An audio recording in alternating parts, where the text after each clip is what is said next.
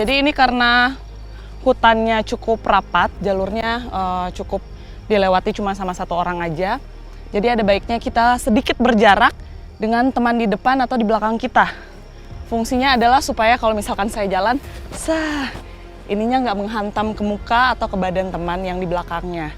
Tapi juga pastikan ketika menjaga jarak dengan teman, tetap harus masih kelihatan di mata kita, jangan terlalu jauh.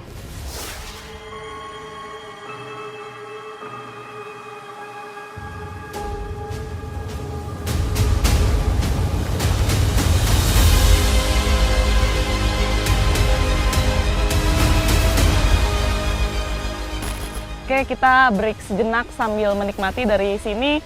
Ini sebenarnya saung warung gitu ya.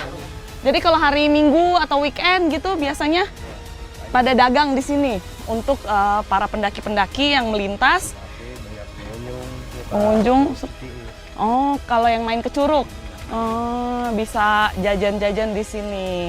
Coba cek anak-anak, terutama Charlie. Iya, kita cek dulu. Charlie aman? Nggak ada suaranya, cuma jempolnya aja, begitu. Dika aman? Oh, Dika menyalakan cahayanya. Tadi kita juga sepanjang perjalanan, saya melihat Dika motret ke sini, motret ke sana, cuma kita belum mau melihat hasilnya seperti apa. Dik, coba boleh kita intip dikit nggak hasil foto tadi? Kira-kira kita belum tahu sih karena belum dicek, jadi kita cek langsung aja bareng-bareng kira-kira ada yang menarik nggak? Duduk dulu.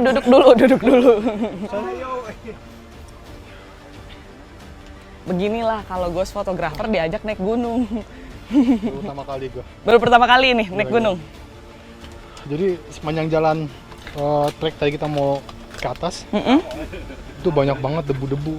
Jadi kemungkinan besar di depan lensa gue ini itu banyak partikel kecil yang lewat sini dan dia membentuk bulatan-bulatan kayak gini. Ya. Jadi kalau menurut gue ya gue harus sering-sering bersihin depan lensa kalau di trek ini. Oke. Tapi nanti gue coba untuk explore kalau kita udah sampai di atas ya. Iya. Oke. Sorry gue ngos-ngosan. Mantap kan? Mantap. Bung Charlie. Sehat? Bung Charlie bawa kulkas tuh. Kira-kira kulkas Bung Charlie isinya apa? Nanti deh kita intip kalau kita udah nyampe ya. Merek.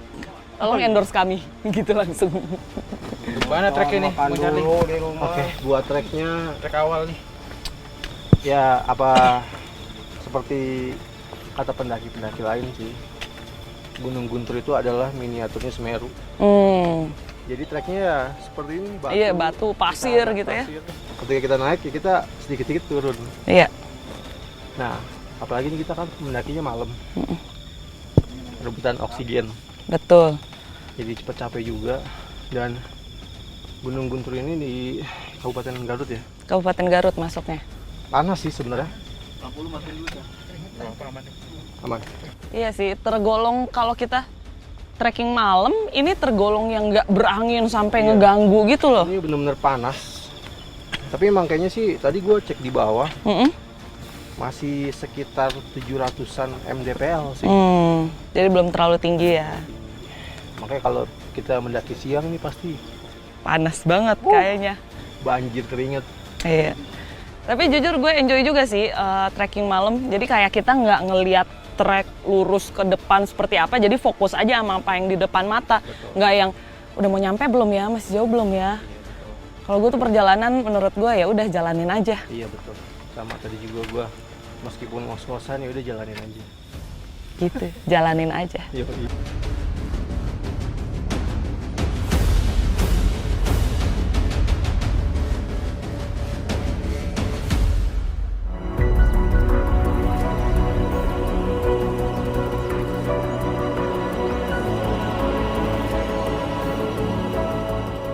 Let's go, kita lanjutkan perjalanan.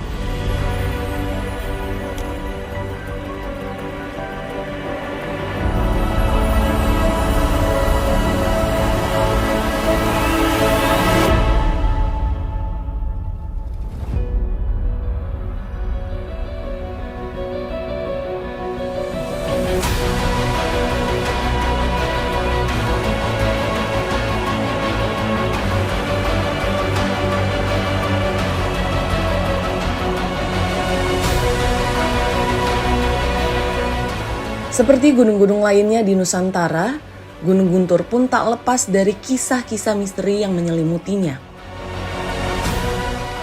Gunung yang justru kalah tinggi dari 9 gunung populer di tanah Pasundan ini memiliki mitos mistisnya tersendiri.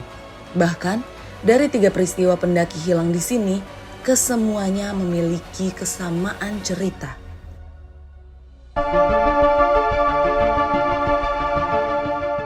Dari kisah Afrizal yang hilang pada tahun 2020 lalu, hilangnya Gibran September 2021 kemarin, hingga hilangnya seorang pendaki yang tak diketahui namanya pada tahun 2010 silam, kisah 3 hilangnya pendaki ini memunculkan fakta bahwa ketiganya ditemukan dengan selamat dengan waktu pencarian yang berbeda.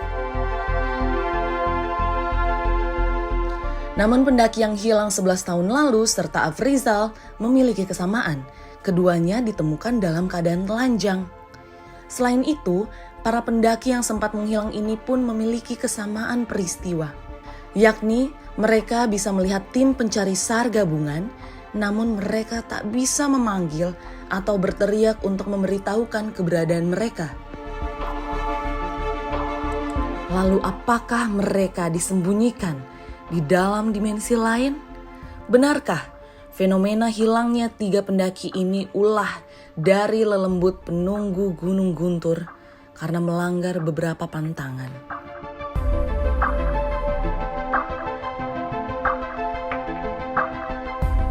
Menurut berbagai sumber, terdapat beberapa hal yang pantang dilakukan saat mendaki Gunung Guntur. Di antaranya adalah bersiul, meniup seruling, meninggalkan api menyala saat turun, tidak boleh rewel menanyakan jalur, dan melakukan aktivitas asmara yang terlarang. Beberapa sumber pun menyebutkan bahwa terdapat makhluk-makhluk astral ikonik yang sering menampakkan diri kepada para pendaki dan warga sekitar. Di antaranya adalah perempuan berbaju merah, nenek penjual kol, kakek berperawakan kerdil, dan harimau bungkelekan yang dalam bahasa Indonesia berarti harimau gaib yang berwujud. Khusus pantangan meniup seruling, aktivitas ini dipercaya dapat memanggil harimau bengkelukan untuk datang dan menghampiri sang peniup seruling. Kalau mitosnya Pak, terus terang kalau saya juga kalau menerima tamu pendaki ya, terus terang saya suka diberi kabar ya, suka diberi penerangan atau kalau kata Sunda mau jangan gitu ya. Di sini deh cobalah pakai tata krama dan aturan-aturan yang dipakai di sini, dan larang di sini. Sedangkan di Gunung Guntur kan ada berapa larangan? Banyak. Ya, banyak. Satu, pertama yang paling fatal itu Gunung Guntur tidak boleh menanggap wayang golekan, terus gong besar, bersiul di malam, terus seruling, nanya-nanyain jalan, gitu. Itu tidak boleh itu. Coba makanya sama pendaki, cobalah ikutilah itu ya, aturan-aturan di sini. Itu untuk kebaikan para pendaki juga.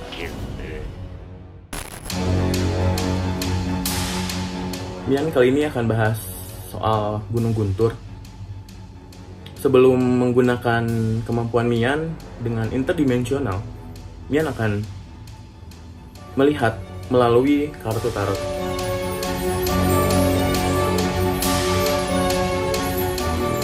Kartu pertama adalah Point of One. Di sini artinya ada aktivitas sosok lain di gunung tersebut. Bahkan ada makhluk-makhluk yang memang tidak berwujudkan manusia.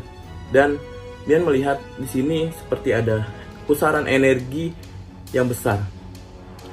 Kartu kedua adalah The World, yang artinya bahwa aktivitas dimensi lain di gunung tersebut adalah untuk menjaga kelestarian alam. Mian akan coba masuk ke dalam dimensi sosok pusaran energi di Gunung Guntur untuk melihat ada apa di sana, dan Mian mungkin akan gambar poin-poin yang Mian lihat. Mian ini lagi masuk ke dalam portal dimensi. Portalnya berada di 2 batu, 1 pohon tinggi. Mian masuk. Mian melihat tembok besar. Saat keluar dari situ, tembok batu gapura besar. Dan Mian terus berjalan, Mian melihat sebuah pasar. Banyak orang tapi mukanya gak kelihatan. Ditutup oleh kain dan mukanya tuh kayak bercahaya. Gak kelihatan. Mian menemukan sebuah tunggu candi. Di sini banyak orang yang sedang melakukan upacara. Mian coba pergi ke tempat lain. Mian melihat ada seperti kayak bangunan tapi penuh tangga ke atas. Mian gak mau masuk itu. Mian gak mau masuk situ. Mian coba jalan lain. Oke, di sini Mian melihat air seperti curug dialiri dengan sungai, tapi airnya itu warnanya bukan kayak air kita, seperti abu kebiruan. Oh, mungkin ini air belerang atau gak tahu deh.